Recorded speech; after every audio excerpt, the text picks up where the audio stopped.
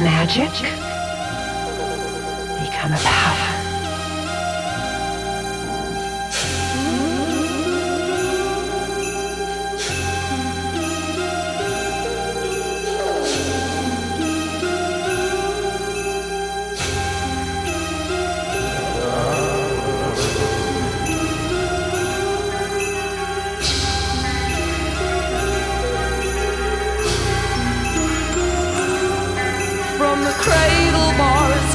Beckoning voices and spinning.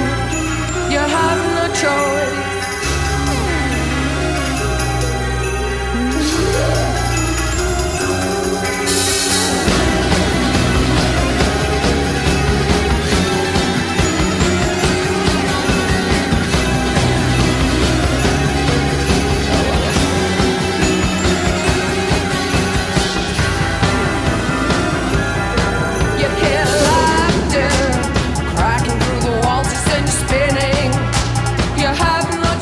You hear laughter cracking through the walls, it sends spinning. You have no choice. Following the footsteps of a red dawn onto your entranced. Spellbound. Following the footsteps of a red dawn onto your entranced. Spellbound. Spellbound. Spellbound. Oh, oh.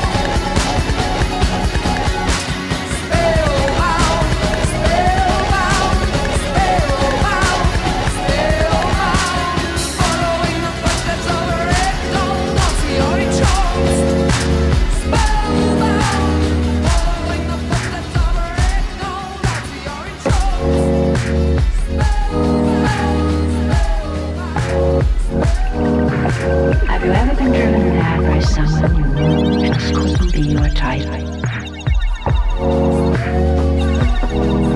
Long for them every moment. The shape of witchcraft has been varied. As varied as the imagination and design of the personality involved dared. In fantasy. In reality, they have little in common.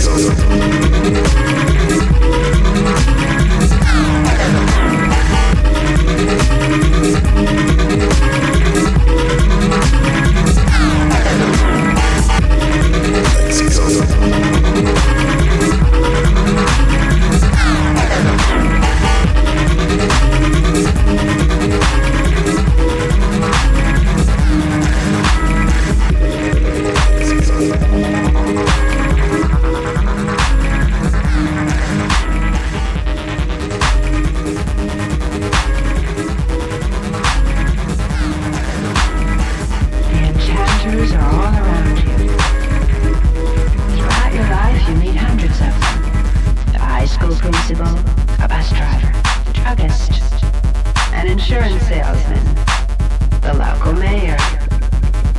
All of them could be charms.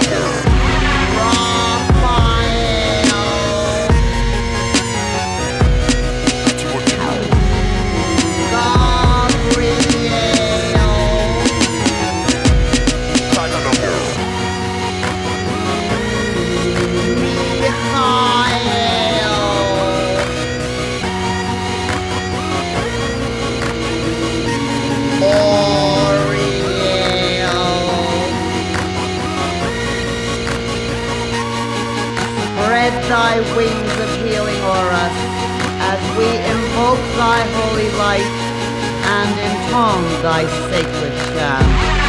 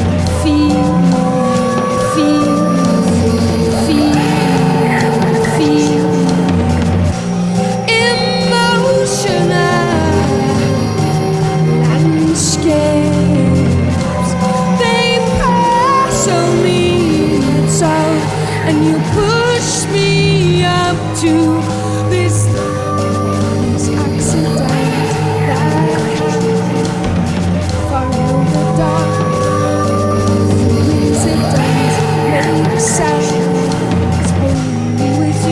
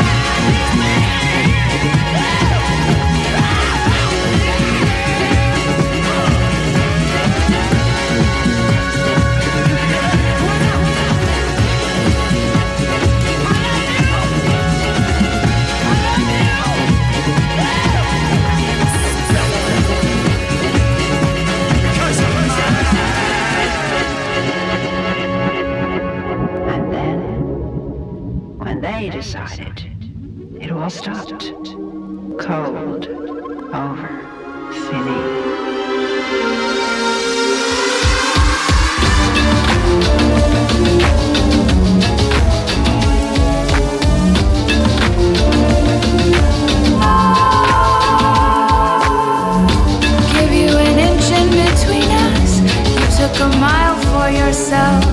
Give you a match to sustain us. You made a fire to sell. Take what you like without looking. Just leave the crumbs of my time. Take what you like when you're rocking. When you are rocking my dime. Oh, oh, someone's rocking my dime.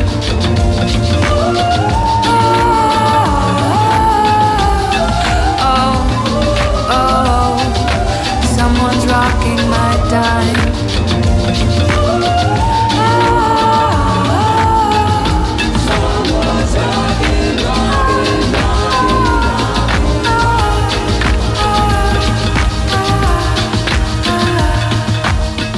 Hello and welcome to another episode of the Ninja Tune podcast. For this episode, I'm very pleased to be talking to Daedelus, who is fresh off the plane about all manner of things, but predominantly his new album, Bespoke. So thanks very much for joining me. It's a pleasure to meet you. I understand that you grew up in LA. Do you feel that your geography had a lot to do with your early moves in music? Absolutely. It's really nice to be back here in London. It is the exact opposite from LA, I think, as much as possible. We have sunshine and endless vistas of kind of space and desert, and growing up in Los Angeles does affect a certain kind of worldview. There's a certain amount at your doorstep at any moment that is quite spoiling. You know, any day or night you can kind of catch whatever kind of media or art you want to see or do. Not to say that it's good and not to pass any judgments, it's just the kind of thing that's just present. And kind of being exposed to some of that, I think, affected some of the ways that the ease to which a lot of LA artists kind of dip into other genre, I think, has a lot to do with that side of Los Angeles. People don't always speak about that. You can go to a cinema and catch weird, Kurosawa films at midnight. That kind of thing on a day-to-day basis is something special.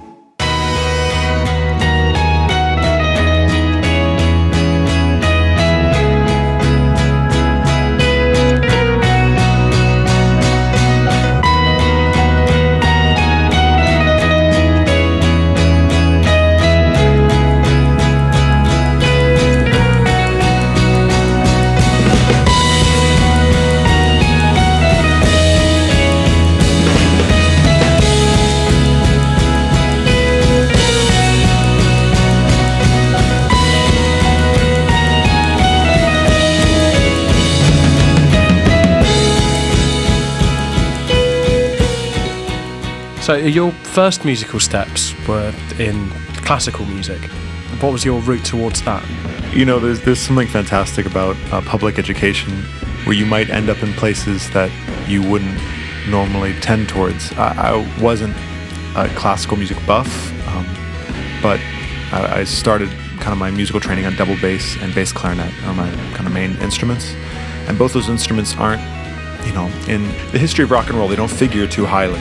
Certainly I could have tried to become a rockabilly kind of, psychobilly kind of dude, but that wasn't really in the cards for me. So when I was trying to learn these instruments, the music you learn, the kind of the canon is classical and sometimes jazz. And I kind of followed that exact path to kind of where I am in a funny fashion. And public school is entirely the reason I exist as a musician, is because they had these kind of vigorous programs for young musicians. I've heard that your earliest introduction to rave music, and I suppose electronic and dance music, came from an encounter you had with the pirate radio when you were staying in a YMCA in London. How long did it take for that musical awakening to take hold for you? The exact moment when rave really worked for me, it wasn't so much when I came here. I'd heard some rave music before in the States. I mean, it had been played on some radio, just a limited amount of dance music that kind of had the vibe, but just they were playing tracks. To actually hear it in context, to hear someone yelling sometimes stupidly on top of it about whatever club night names of, obviously that was London clubs at the time, and to hear it in that kind of context, it just made sense. It actually sung kind of, in the mix and everything. So that's when it resonated. So it really was right at that moment when it worked, basically. So when you started to gain an interest in this new rave music that you were hearing and you had this new context, was it something that your previous classical training was complementary to? It's funny because so much of rave is pulling from a polyamorous amount of sampling. It's just anything that seemed to be on people's turntables where it was fair game to be sampled, and everything from children's music to film soundtracks.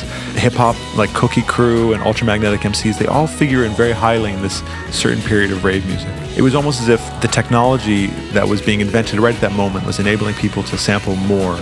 And so they poured in just whatever was at hand into their songs, even when it didn't harmonically work or really make musical sense necessarily, but it was really exciting. And certainly some of the classical or jazz training that I had up to that point, which was minimal, I was quite young still, but you start to see chord changes happening more than like acid house and stuff. It's very modal. It just happens to meander around in like a worm-like fashion around a single key. It doesn't really do very much necessarily. And suddenly you have these like really emotive John Barry strings and horns and different classical and film composers being utilized.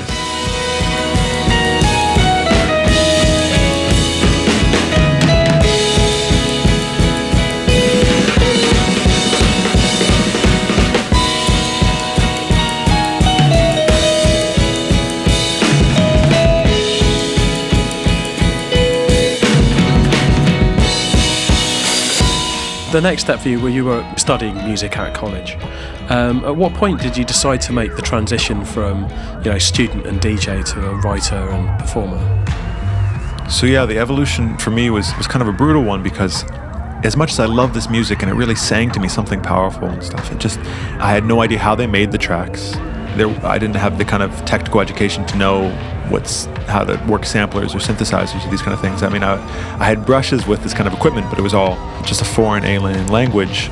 And I'd been playing classical instruments, and I'd been playing double bass, and it seemed like the sensible thing to do to follow. I mean, the least sensible thing ever, but the sensible thing to do was to become a jazz musician, because I played the instrument and I knew the music to a degree, and it was a school that was close to home, and it's just all the silly things that, in hindsight, like, gosh, it's like being a jazz musician, it must be the hardest life. And it's not a very vibrant music. It only really lives and breathes in places like New York and maybe New Orleans and stuff. It's elsewhere, it's a museum piece. And so anyways, the foolish things we do. So I was studying it, and it actually was because of the college radio.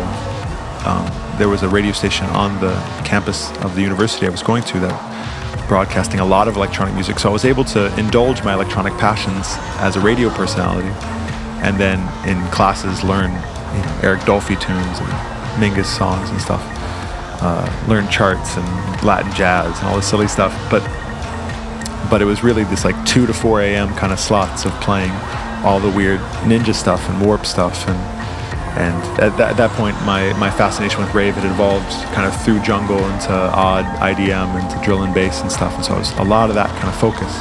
And there was still a lot of musicality in their music, but slowly but surely, the kind of division, the kind of the mystery of it kind of eroded away, and you saw the genius of the production, but finally kind of seeing how they were doing it, what they were sampling from, what was the influences kind of throughout their musical history. And that's something I really felt strongly as I was studying my own music theory and history. I began to see the relationships a little bit better, and a little bit more confidence with DJing. Suddenly it becomes possible. It becomes, from the absolutely absurd to maybe possible. I could kind of put my own 2 cents in on this conversation of music.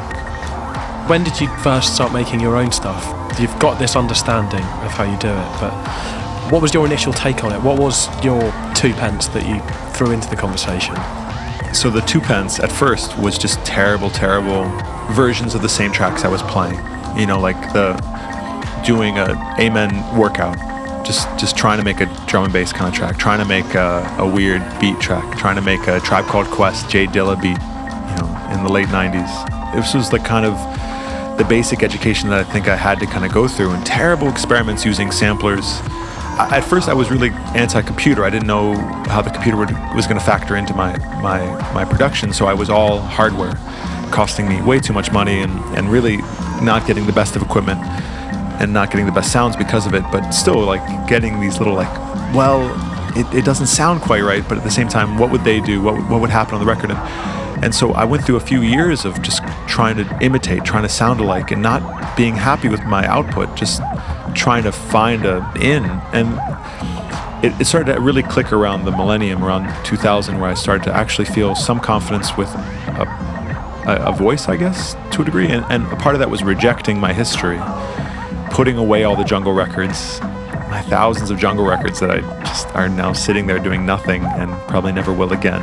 And I really love chord changes. I really love harmony, and I love a sad beauty, I guess, is a silly thing to say, but tragic things and emotional things and things like film soundtracks, basically. I just really want to make film soundtracks, but it's hard when you don't have pictures. So when you're kind of making your own imaginary version of that, what are you doing? Well, you're making stories, basically. And so I started to make stories.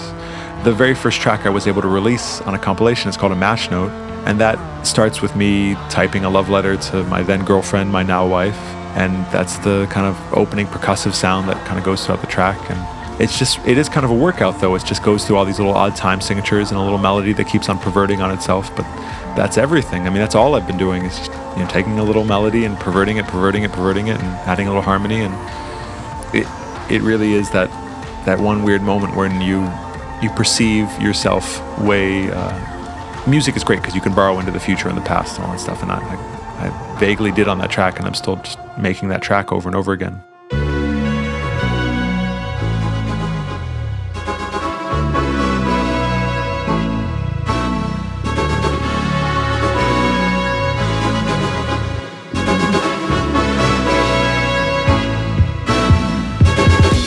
So when you first hit on this idea, was that when you decided to be a musician full-time, or was that always the case? There was a period of time after I'd kind of given up on jazz, not given up, but released that dream, knew I never was going to be quite good enough. It's a wonderful thing to know you'll never be good enough at something, because it frees you. It was like the prison cage came open and I could just kind of embrace happiness. Super, self-help book stupid, but absolutely true. There was a period of time in between when I was I had to make a living somehow, and I was doing music for commercials and television a little bit, where I was doing sound-alikes. A lot of that time, this was the early aughts, this is the early 2000s or whatever, I was doing a lot of Fatboy Slim and Moby and Chemical Brothers sound-alike tracks. I never sold anything, I never did a terribly good job. That music didn't come easily to me. Big beat, or whatever you want to call it at the time, just didn't fall under my fingers terribly well. But it was, again, very educational, working with deadlines, working with very demanding people, crazy people. Almost all my label experience since has been working with some kind of crazy people, and so that early employment was very helpful in that case.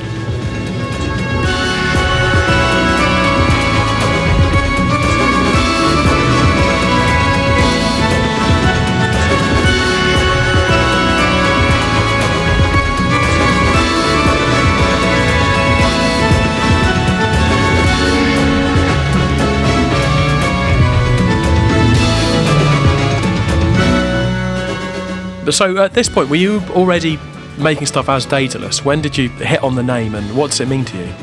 So yeah, Daedalus, there was a brief period of time when I was DJing on the radio, on this college radio station. There was a moment of time, of course, you have to pick your alternate identity. You can't just be yourself. It's one of those unspoken rules of the radio that you have to observe, the transformation of a radio personality or whatever. I almost was DJ Dead Kids. I was spinning a lot of breakcore as well as the drill and bass and IDM, and Dead Kids seemed to have a je ne sais quoi to it or something, but that wasn't going to suit. It didn't really sum up me at all. But Daedalus was something that really had been rumbling around for me for a long time.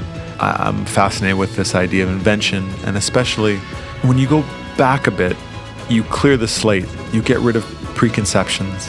So going back to ancient Greek myth really opened it up. I don't think people had an idea what that would sound like, and that ties into my other interests in Victoriana and that kind of stuff. There isn't these kind of solid recordings of that moment, so it's you can sound like anything, and you can borrow into these ideas, hopefully. And again, the tragedy issue too. I like things that are a bit sad and a bit threadbare and hard, I guess. And Daedalus, of course, is quite a tragic Greek figure. So, he loses his son and kills his cousin over petty things. It fit.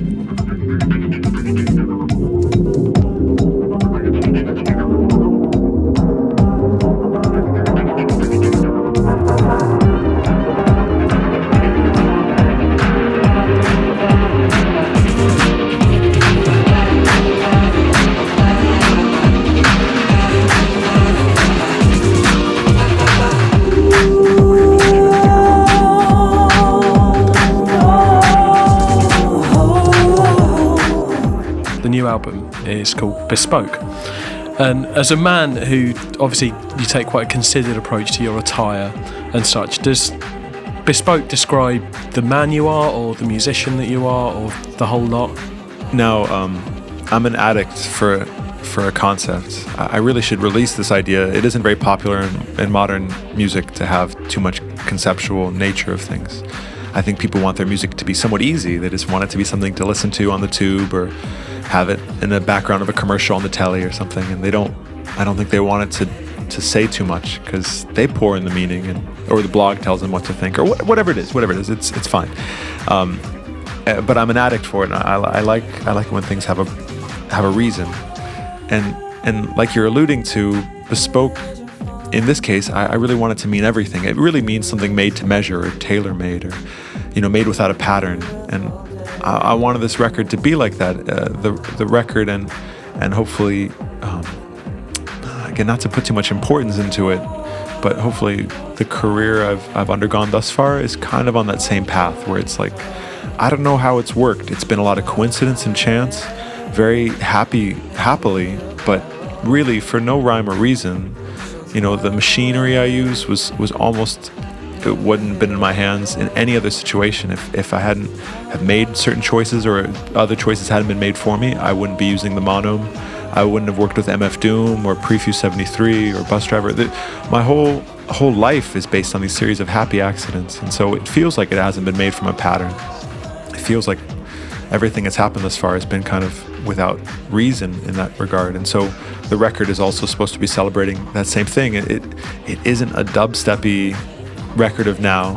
It's not a post-dubstep record of now, I should say, actually, because who knows what new millennium we're now bravely moving towards, of purple, genre-ness. But it has its own warp and weave and stuff. And it's kind of, it feels a little dangerous like that. It feels a little scary, like kind of, tightrope walking without a net kind of thing. And I hope people take it kindly, take to the record kindly. But yeah, the concept sings through.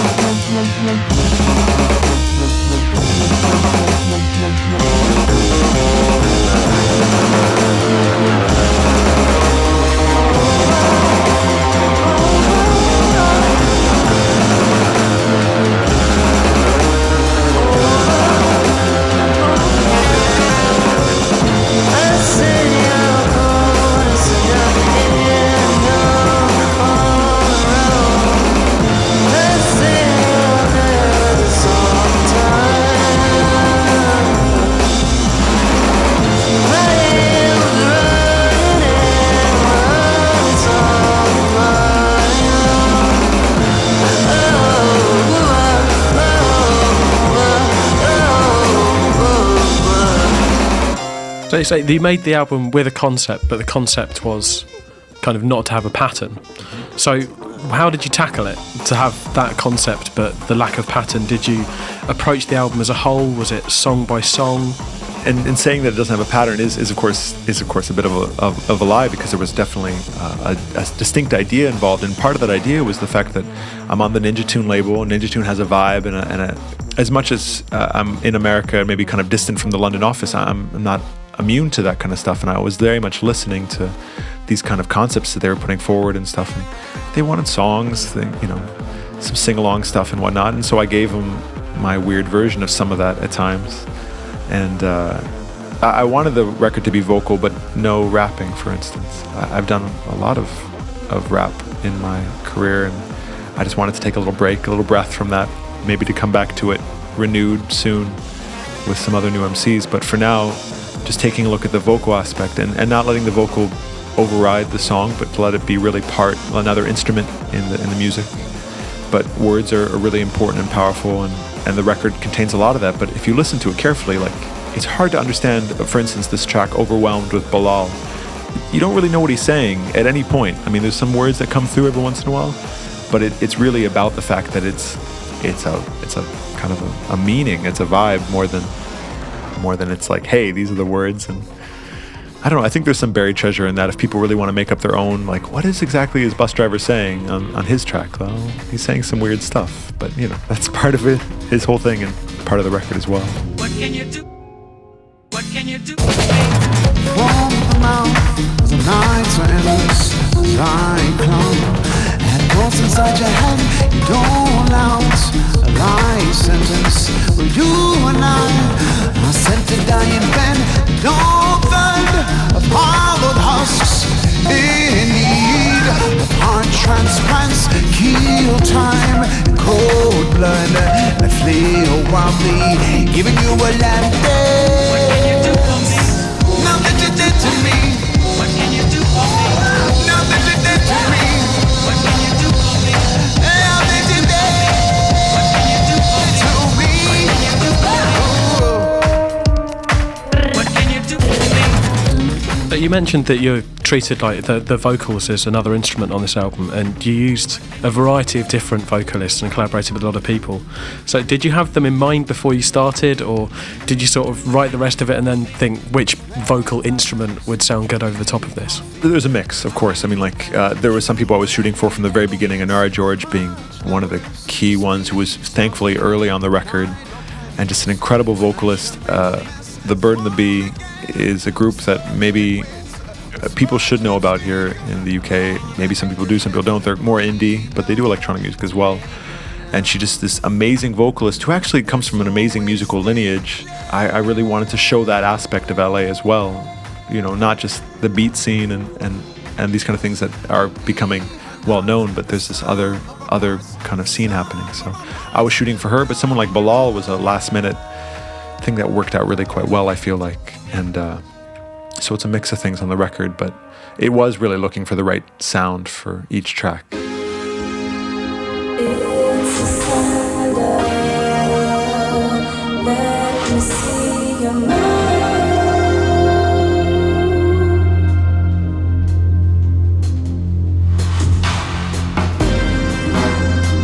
If you want it, better make a sound.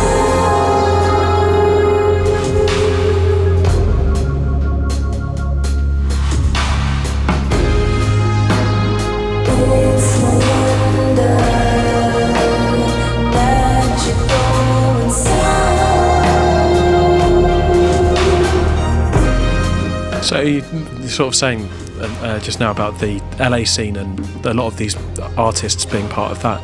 Do you consider yourself part of the LA scene still? And is this album for you an LA album despite the pressures of Ninja Tune way off in London? Absolutely, yeah, you can't escape yourself. And I'm so inspired by a lot of these new voices coming out of the scene, just coming up from all over. I mean, LA is a huge city and the population is diverse, but man, some of the sounds that are coming out, you would think that they would all have been conspiring together for a long time because of how it actually works as like a texture, like a tapestry. And now that there's some strong outlets for that sound, you have Brain Feeder being such a label that can feature people from LA and people from outside of LA, but it feels like, God, it's hard to describe, but if you listen to, like, say, the new Austin Peralta record, which is a jazz record, but it's LA. It's like, you listen on the freeway and it's like, oh, it's just like, I feel like that Burial record that came out some time ago was really a London record, right? Untrue. It's supposed to be like a London record, and as much as I enjoy that record, I don't feel like I really get it because of that. And I don't feel like Austin Peralta's record is limited to geography, but at the same time, a lot of these records I think sing in the place. I don't know if my records are totally doing that. I don't know if it really is LA so much, but I know it's influenced by the place, and I know it's influenced by the people. So in that regard, it's definitely from LA and from that place. Final thing, and I assume that we've had many already from what you've been saying, but I always like to get something exclusive out of our guests. Is there anything that nobody knows about Daedelus that you'd be willing to share with us? I have an embarrassing story that relates to this raveness that we're talking about. I don't think I've told this story very much because it is embarrassing. I underline the embarrassing part once again. Before I knew what I was doing and before it was spelled out, LA has a wonderful rave scene, an underground scene that goes way back. And one of my very first events that I did in LA, I had been seeing flyers from the UK. I had this brush with UK rave. in the appropriate format, but only through the radio. I hadn't gone to any events when I was in London. I just didn't know what I was doing. You know, it would have been way intimidating as like a, 14, 13-year-old or something. Inappropriate, too young. But coming back to LA, starting to get involved in the scene, I was wearing a yellow rain slicker to an event because I just remember these bright colors from the raves and stuff, and I just wanted to participate. I didn't know how to dance to this kind of music. People seemed to kind of run around wildly. And I ended up dancing all night to tracks like Didgeridoo by Aphex Twin. That was my first time hearing that track at this particular rave, and things of that ilk, that kind of moment in rave. And my arms were up next to my sides and totally free of any substances. I never really have been one for substances and raves. It seems like a vastly inappropriate place to be really doing things. Anyways, that's just me. No, one thing about rain slickers, they don't breathe. They get really sweaty easily. So I'm dancing and, you know, talking to people and stuff. And at the end of the night, I release my arms down. You know, it's like, oh, finally, like, you know, leaving the place. And what comes forth from my elbows, basically, is such a gallon of sweat. And I'm so embarrassed because, of course, I don't realize, just so overwhelmed with the music, I don't realize the state I'm in. I'm completely soaked underneath. And now the inside of my rain slicker is so incredibly uncomfortable, so swampish. And so it's hard to describe. I want to get out of this thing so badly at this point. And yet the fear, the few friends that I have that they don't necessarily even enjoy this music, but I drag them along this whole night of dancing. It's a tough situation. Yeah, it's tough. Years of awkwardness in my youth. There's reasons I dress up Victorian now, because it's off the map. You just clear the slate. Just get rid of the past. Yellow rain slickers be gone. That's something a little exclusive, sadly, that maybe the world doesn't need to know. So all that remains is for me to thank you, 1,000 times thank you for joining me. It's been a pleasure to have a chat with you. Must listen to the new album Bespoke. It's out on Ninja Tune in April, and it's a corker. So yeah, I'm sure the audience will look forward to hearing it. I already have. I can vouch for the album. So yeah, go out and get it. But yeah, thank you very much for joining me. Thank you very much. Thanks.